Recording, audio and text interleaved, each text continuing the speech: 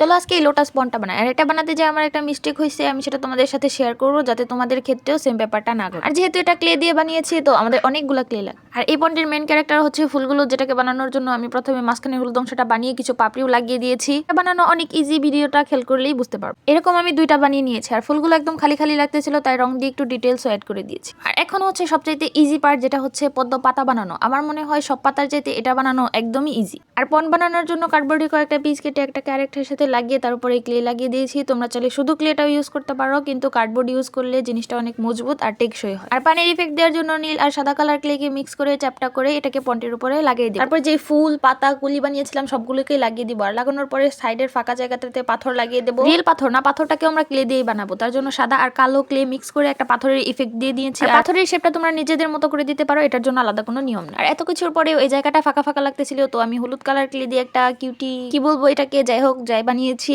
দেখতে সুন্দর লাগতেছে, কিউট লাগে। এখন হচ্ছে মিস্টেকের পার্ট, তো এটা হচ্ছে ক্লিয়ার গ্লু। আর আমি ভেবেছিলাম এটা দিয়ে পানির গ্লসিনেস আনা পসিবল। প্রথমে ইউজ করার পরে তো সুন্দর লাগতেছিল, একদম পানির মতো গ্লসি গ্লসি ভাব। তারপর ওভারনাইট শুকানোর পরে যখন সকালবেলা চেক করতে গেছি, দেখে একদম সবকিছু নষ্ট হয়ে গেছে, পাতা ফুল সবকিছু উঠে উঠে গিয়েছে। তো তোমরা এই জিনিসটাকে অ্যাভয়েড করবা। তারপর আমি সবকিছুকে আবার নতুন করে রং করে অ্যাক্রিলিক গ্লস মিডিয়ামটা ইউজ করছি। এটা অনেক ভালো, তোমরা এটা ইউজ করতে পারো। আর এটার গ্লসিনেসও অনেক ভালো, ইভেন এটা আগের গ্লুর চাইতে অনেক বেটার ওয়ার্ক করে। আর এই ভার্নিশটা ইউজ করার পরে লুক এট দ্য গ্লসিনেস। এখন আমার মনে হচ্ছে ভুলটা করে ভালোই হয়েছিল, কারণ এটা রং করার পরে ভার্নিশ লাগিয়ে এখন আরো বেশি সুন্দর লাগছে। আর তোমাদের কাছে এটা কেমন লাগছে কমেন্ট করে জানাও, and don't forget to like and subscribe my channel. দেখা হচ্ছে পরের ভিডিওতে, বাই বাই।